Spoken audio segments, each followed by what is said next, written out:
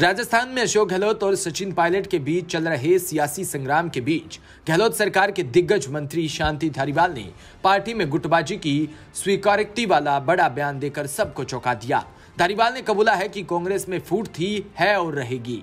धारीवाल के इस बयान पर गहलोत सरकार ही दूसरे मंत्री अशोक चांदना ने भी मुहर लगाई।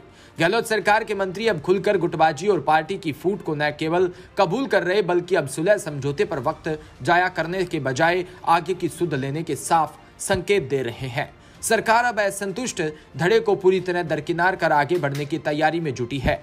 सीएम अशोक गहलोत का ऑपरेशन क्वारंटीन इसी दिशा में बढ़ता हुआ कदम माना जा रहा है।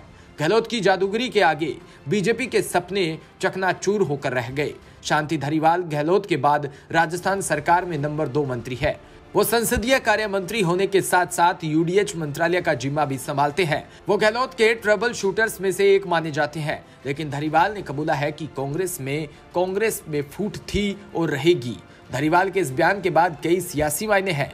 पायलट कैंप के गहलोत खेमे की ओर से ये दो टूक संदेश है कि या तो पार्टी के साथ मिलकर रहें, सरकार के साथ कंधे से कंधा मिलाकर काम करें, नहीं तो अपनी ढपली अपना राग बजाते रहें। असंतुष्ट धड़े के विरोध का गहलोत सरकार की सेहत पर कोई असर नहीं पड़ेगा। धारीवाल का ये बयान दुस्शासन की प्रकाष्ठा नहीं बल्कि सोच समझकर असंतुष्टों का मनोबल तोड़ने की रणनीति का हिस्सा है। इसमें वो ये साफ संकेत दे रहे हैं कि गहलोत के नेतृत्व में ही कांग्रेस और पार्टी का विधायकों का भला है।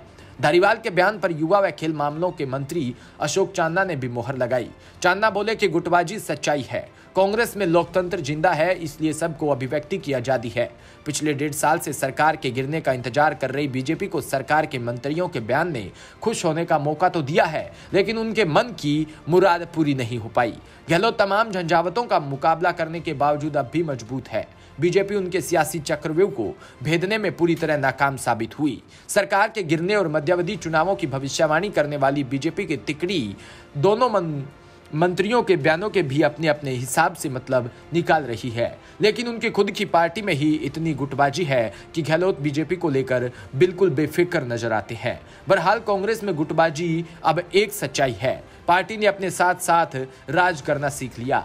रोज एक दूसरे धड़े पर बयानों के तीर और आरोपों की बारिश नेताओं की दिनचर्या का हिस्सा बन गया है। हालांकि मंत्रिमंडल का विस्तार अगले महीने होने के संकेत भी मिल रहे हैं, लेकिन उससे पहले गहलोत और पायलट कैंप में चल रही नूराह कुश्ती फाइनल राउंड में पहुंचती दिख रही है।